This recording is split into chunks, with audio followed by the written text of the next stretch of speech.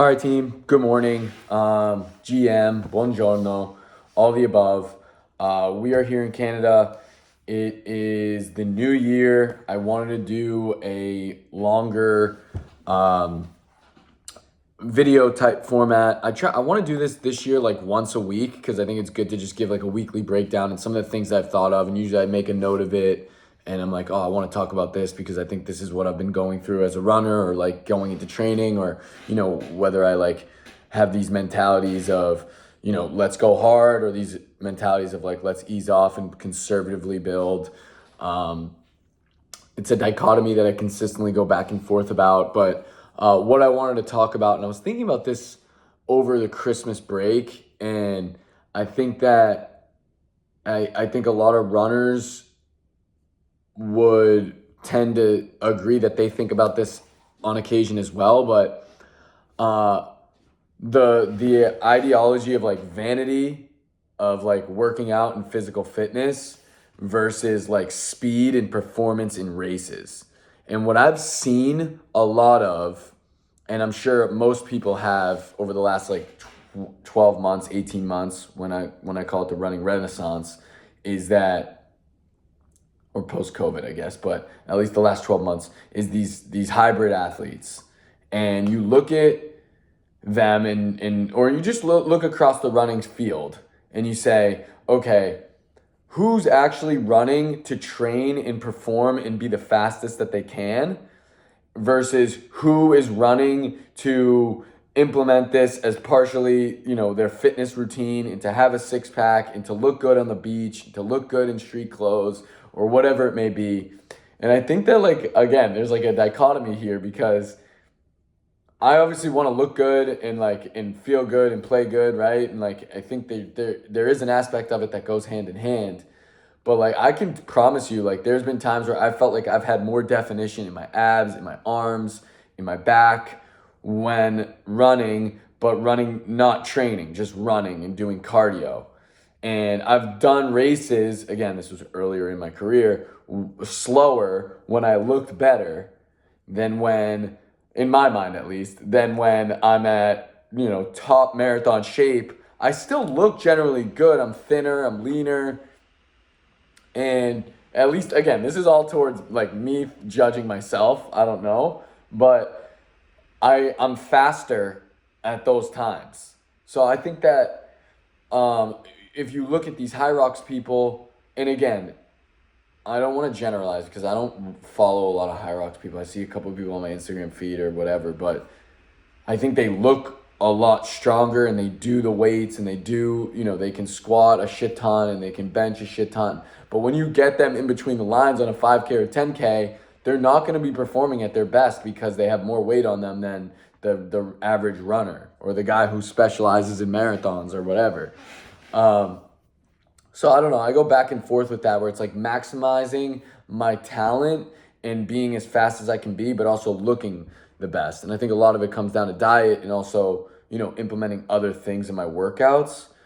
But what I'm realizing now is like coming into, again, coming off 2 blocks. I have a couple races this year on the schedule, half marathons. It's like I'm running a lot and I'm doing push-ups and sit-ups and I'm doing some gym stuff, but like I almost feel like there's this mentality of like, if I'm not running, I'm falling behind, rather than understanding that it's like 2 steps backwards to go 5 steps forwards, with like the longevity play. And I think that with Strava, and again, I'm speaking for myself, this could be completely like taken so far away on a take, but when you're on Strava and you see all, I'm in these challenges with like most miles for the year and how many miles per week I can do and this and that, it becomes like almost like a neurotic thing where it's like, if I don't get my miles in, I'm falling behind. Whereas like, maybe if I did a leg day or a calf day or a lower body workout, it would ultimately strengthen me and keep my body healthy for the next race. So I think I've been dealing with that a little bit, and I'm kind of searching for a little more guidance. And as I've noted in a couple of my shorts, I've been doing the Garmin coach just because I'm here in Canada. I don't have access to a track. I've been doing everything on the treadmill over the last week and a half, 2 weeks, and I was in Boston as well. So just not a lot of outdoor runs lately, and everything's been on the treadmill, which is good and bad. It's a lot easier to monitor, but as I was saying, I was doing the Garmin coach, and it's been highly indexed. It's been changing day over day. Whereas like when I was with my hard and fast marathon training blocks, like there was no question about it. It was Tuesday track, Thursday tempo, Saturday long run, and then the easy runs in between. And I think that I'm trying to find like a happy medium where I feel like I'm not overexerting and overtraining. And I guess like this is almost like my break time, but it's also I'm training for a PR in the Miami half, which is it's not a good mentality to have. Like it's either go for it or ease off and work towards a race in April or March, which I think is probably the best thing for me to do. So yeah, it's been, again, no formalized training plan, no group runs, which I miss, and I'm excited about getting back to Miami for getting back into a day-to-day routine with work, with training. I do feel a bit, I think there's a meme like going through life like a rudderless ship in the abyss. Like it's like I don't have anything to specifically train towards. Like, yeah, I have my Garmin thing. It's like my Garmin is suggesting me to run 26 minutes base. And it's like, I never had those type. That's like less than 3 miles. It's like, or 2.5, 3, 4 miles. It's like, I'm going to run at least a half hour if I'm going to run. But I guess it's a sign for me to maybe like ease off a bit, see how my body reacts to it. And at least I can make like a real judgment towards how it's going to affect me on race day. I also think that being in the cold weather for, call it the majority of the last 2.5 or 2 months, my heat acclimation isn't there either. So, which typically comes quick, but it's been a busy time of year, and I want to keep integrating training, and I'm excited about it. It's what helps me get up in the morning. It's my hobby. It's a passion of mine, and I'm thankful for everyone who follows and comments, and I'm excited to hear what you guys have as far as plans and goals this year, or race schedules. You never know when there could be some overlap. I'm really dying to hear back from the New York City for the Alzheimer's Association, just because I want to do New York, and I think that's the best timing for me this year. And I feel like after going through a full year of back-to-back marathon training blocks, it's like, in doing it and seeing the results, now that I know what it takes, I feel that much better equipped to perform for the next one, and like how to listen to my body and how not to get pissed off when you don't have A+ workout. And I think that I almost need to like train easier, I think. And hold the consistency, but train easier, and then perform on race day. And again, my last short, was I overcooked for Chicago? And I think that I was. I think I blew up in the last mile, and it cost me a minute and a half. And it kind of pisses me off still. But holding on to a 254 is cool. I just think that this year it's, sub 255 was kind of the end of last year. I think this year, with where the running communities have gone, and the talent and the effort and the technology and the resources, that sub 3, which was the last, what seems like 10, 15, 20 years, I don't know enough. Still a baby in this industry, I guess.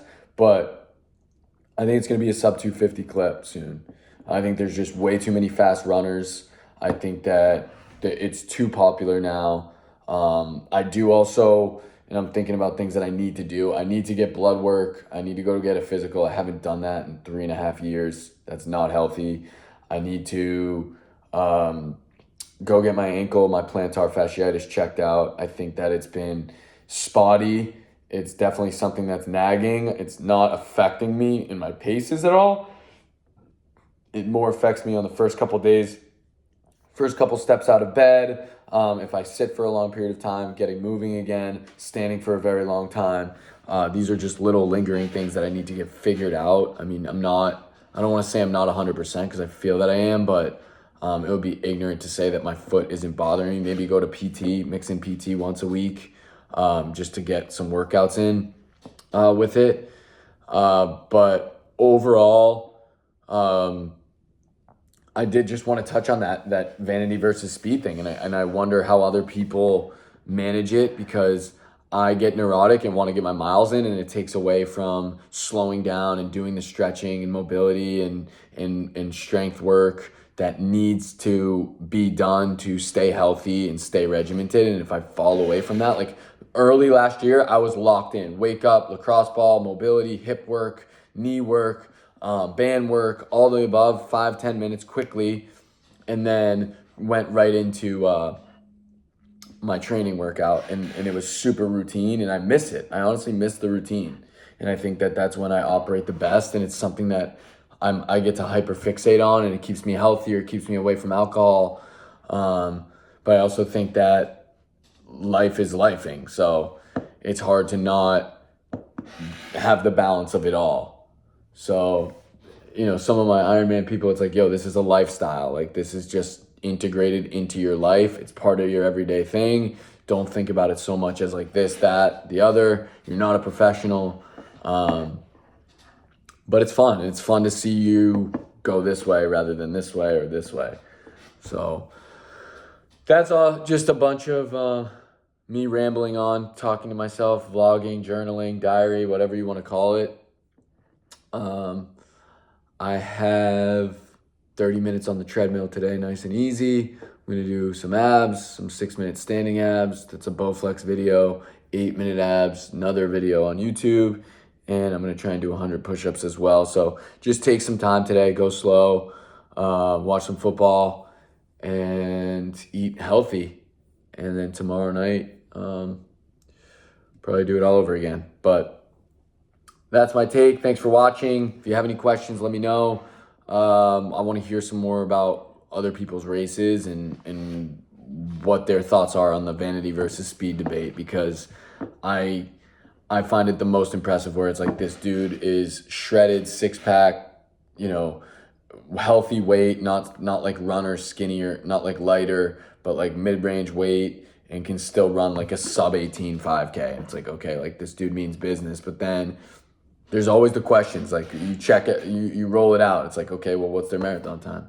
What's their half time? At least that's me. I'm competitive. I compare. I want to see how it is. I want to see where we line up. And a lot of people just have, or it's the other one. It's like, oh, he has a cross country background. He ran cross country in high school. No question he didn't. Or it's like, oh, they ran in college. It's like, okay, if you run in college, you should be better than me waking up and rolling out of bed. I started doing this stuff in COVID, not even. So I digress. Be good. Buongiorno. I'll talk to you.